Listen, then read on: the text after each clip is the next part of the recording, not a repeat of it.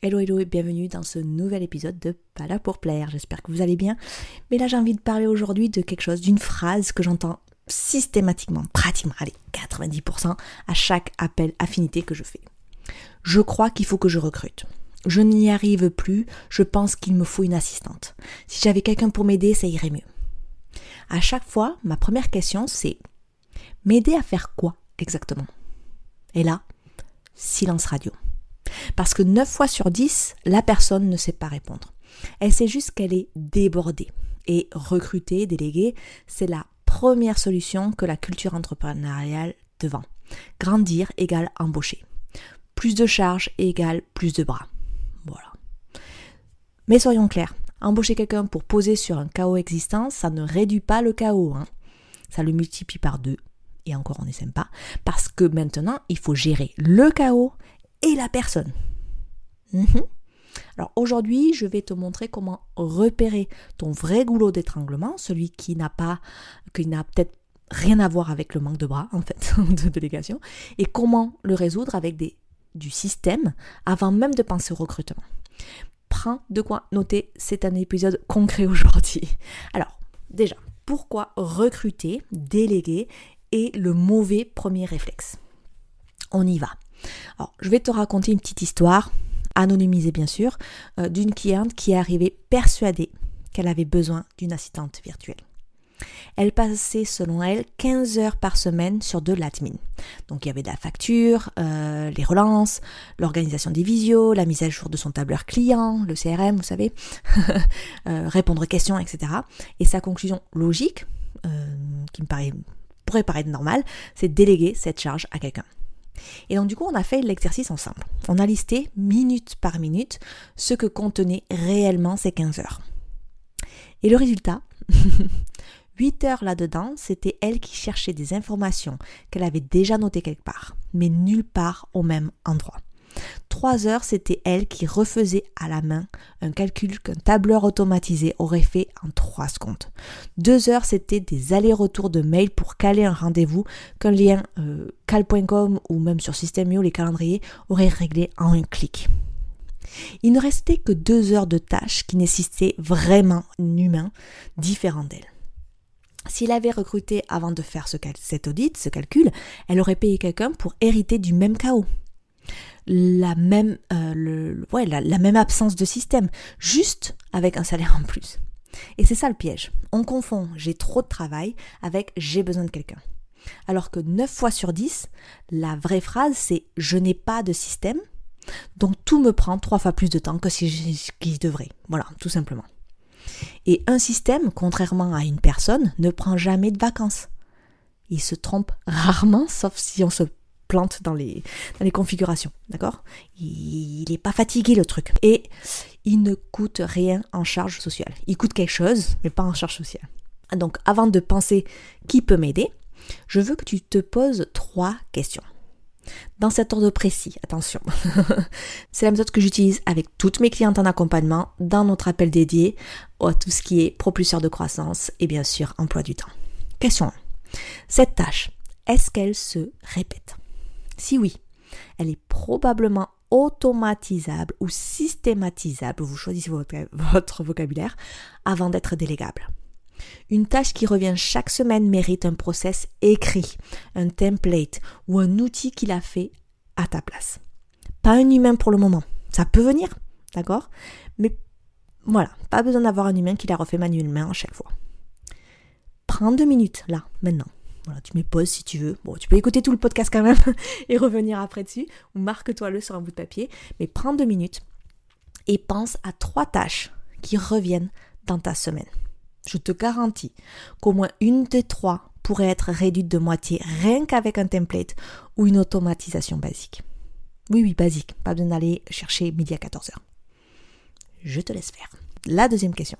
Cette tâche, est-ce qu'elle nécessite mon expertise ou juste ma présence? Et là, c'est pas pareil. L'expertise, c'est ce que tu connais, ton expérience, etc. La présence, c'est le fait que tu sois là. Il y a vraiment une différence énorme entre les deux. Répondre à une question stratégique d'une cliente, ça nécessite ton expertise. Personne d'autre ne peut le faire à ta place.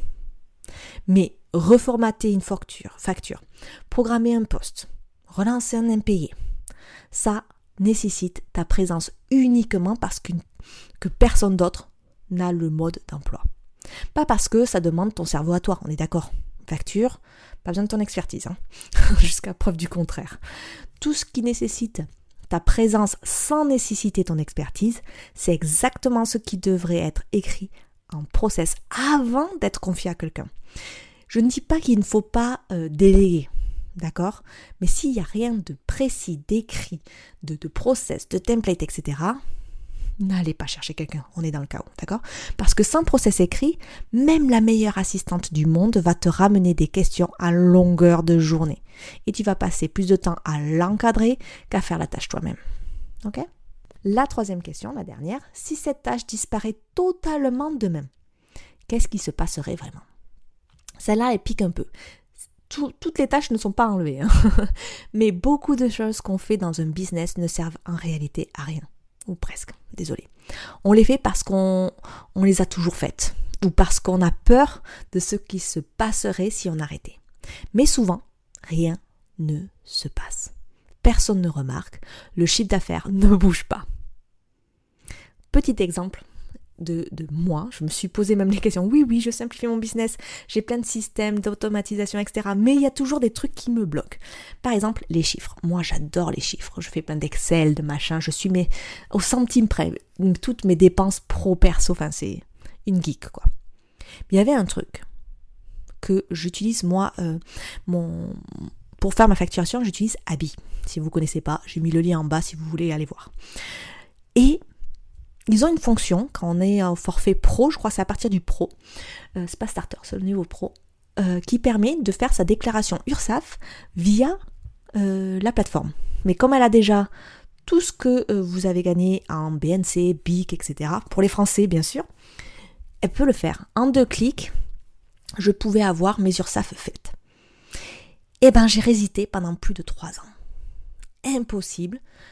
J'allais regarder mon CA, savoir si c'était bien comme il faut, aller sur la plateforme des URSSAF, mettre le chiffre, appuyer sur payer, télécharger mon papier. Voilà. Mais pourquoi ? Donc quand je me suis reposé ces 3 questions il n'y a pas si longtemps pour revoir, parce que je le fais assez régulièrement, parce que même si on fait un grand ménage du printemps, c'est un peu comme la maison, le printemps suivant c'est le bordel. Du coup je me suis retrouvée avec ça et je me suis dit bon allez, pour les URSSAF de juillet, je vais faire l'effort. Je l'ai fait, ça m'a pris 3 secondes et demie. Je ne reviendrai jamais plus en arrière. Voilà. Donc ces tâches-là, la réponse c'est ni système ni délégation, c'est suppression pure et simple. Donc j'ai pas créé de système de comment délivrer, comment faire ma déclaration d'URSSAF. J'ai décidé de l'utiliser sur le système, j'ai qu'appuyé sur un bouton. Donc je vais supprimer toute cette main d'œuvre que je mettais. D'accord ? Alors il y en a d'autres, on peut complètement les supprimer. Là j'ai automatisé quand même, c'est un système, mais vous pouvez il y en a plein, je pense que vous pouvez faire un petit ménage. Parce que des fois, on fait aussi des tâches qui ne sont pas de notre niveau de croissance.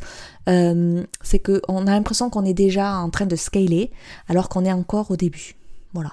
Moi, généralement, je vous dis, si vous n'avez pas eu vos 10 premiers clients, ou que vous n'avez pas voilà, vous dites, j'ai une capacité de 8 clients par mois, je dis une bêtise, vous êtes à full capacité, etc., vous n'êtes pas encore à cette full capacité et vous voulez déjà avoir des systèmes comme les gens qui sont en full.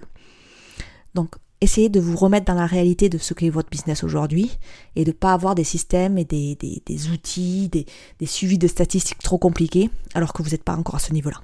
D'accord ? Ensuite, on va passer à comment construire le système avant de penser le recrutement. C'est un peu ça que j'ai envie de te parler aujourd'hui. Une fois que tu as écrit ce tri, j'ai envie de te donner l'ordre dans lequel je te recommande d'agir. Toujours dans le même ordre par contre, s'il te plaît, jamais dans le désordre. L'étape 1, c'est éliminer. Tout ce qui répond rien à la question 3, que je viens de vous dire, tu le supprimes. Tu n'as pas besoin de culpabiliser, tu ne délègues jamais une tâche inutile. Tu l'as fait disparaître, on est d'accord ? Je pense que c'est le plus difficile d'éliminer. C'est pour ça que je mets toujours un 1. On élimine. Ménage. Si vous voulez travailler que 5 heures par jour ou moins, va falloir commencer à éliminer. Prendre des décisions. L'étape 2. automatiser ou systématiser ce qui se répète. Pour chaque tâche répétitive qui reste, demande-toi, est-ce qu'un outil peut le faire à ma place ? Facturation automatique, séquence email, formulaire de prise de rendez-vous, comme je vous dis sur Abi pour faire la déclaration URSSAF, ou est-ce que j'ai juste besoin d'un template pour aller 3 fois plus vite ? Une trame de réponse, un document type, une checklist. Parce que des fois, c'est pas obligé d'être un système, ça peut être vraiment une automatisation, comme les rendez-vous, tout ça. Ça peut être vraiment un template qui nous aide à aller plus vite. Ce sont vraiment ces deux réflexes-là, automatiser et créer des templates, qui à eux seuls éliminent souvent 40 à 50% de la charge ressentie, sans embaucher personne. Et quand vous allez embaucher quelqu'un, ça sera vachement plus simple, vous verrez bien. Et l'étape 3, documente ce qui reste. Pour ce qu'il te reste après élimination et automatisation, écris le process, on appelle ça les SOP, d'accord ? Même en 3 lignes. Même super moche, on s'en fout. L'idée n'est pas de faire un manuel parfait pour le moment. L'idée est que dans ta tête, à toi, ce process sorte et existe quelque part en dehors de toi.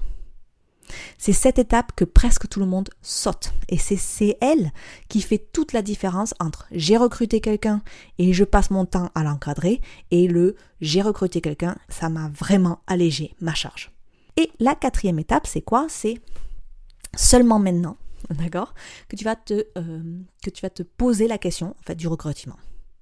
Si après ces 3 étapes, il te reste encore un volume de tâches documentées, répétitives, qui ne nécessitent pas ton expertise, là oui, c'est le bon moment de déléguer.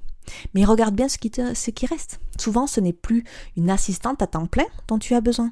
C'est peut-être 2 heures par semaine d'une freelance sur une mission ultra précise parce que tu as déjà éliminé et systématisé tout le reste. Et là, tu peux avoir des profils qui sont beaucoup plus spécialisés, qui vont te faire un boulot de malade. Voilà. C'est exactement l'inverse de la promesse « embauche quelqu'un et libère ton temps » qu'on te vend un peu partout ici. Ici, c'est « libère du temps par le système et si besoin, embauche pour ce qui reste ». Pas l'inverse. Voilà. Alors pourquoi ça change tout au niveau rentabilité ? Je veux insister sur ce point parce que c'est souvent ce qui débloque mes clientes mentalement. Recruter avant de systématiser, ça coûte cher. 2 fois en fait. Ça coûte le salaire, bien sûr, mais ça coûte ton temps à toi. En formation, en correction, en réunion de suivi, du temps que tu ne récupéreras jamais vraiment, tu le transfères juste ailleurs. Donc systématiser avant de recruter, à l'inverse, ça a un coût une seule fois, le temps que tu passes à créer des process. Et ensuite, ce process travaille pour toi indéfiniment, que tu le délègues un jour ou non. Voilà. C'est exactement l'un des principes dont je parle dans mon accompagnement de la CEO 5 heures. On ne cherche jamais comment j'ajoute des ressources, on cherche toujours comment je retire de la friction. Une fois la friction retirée, souvent, le besoin de ressources supplémentaires diminue de lui-même ou devient beaucoup plus ciblé et beaucoup moins coûteux et surtout beaucoup plus efficient. Voilà. Alors, ton devoir de cette semaine, si tu le veux bien, prends les 3 tâches qui te pèsent le plus dans ton business et passe-les dans les 3 questions qu'on a vues. Expertise ou présence et que se passe-t-il si ça disparaît ? Tu vas être surprise de voir combien de ce poids-là n'a jamais eu besoin d'un humain de plus, juste d'un système. Si tu veux qu'on fasse ce travail-là ensemble en profondeur sur l'ensemble de ton business, c'est exactement ce qu'on fait dans l'accompagnement de la CEO 5 heures. À l'appel dédié aux propulseurs de croissance, mais également de l'emploi du temps et tout quoi. Voilà. J'ouvre mes toutes dernières places avant de partir en congé maternité. Oui, le dernier onboarding possible, c'est le 12 septembre. Voilà, 2026. Le lien est en description si tu veux qu'on regarde ensemble où est ton vrai goulot d'étranglement. Tu peux prendre juste un appel affinité pour qu'on en discute pour voir si on est aligné ou pas. Ça ne s'engage à rien du tout. Et si tu préfères commencer seul, il n'y a pas de souci, tu as mon audit et d'autres ressources gratuites en description. Ça reste le point de départ le plus simple pour voir clair. Merci de m'avoir écouté et on se retrouve très vite pour la suite. Bye!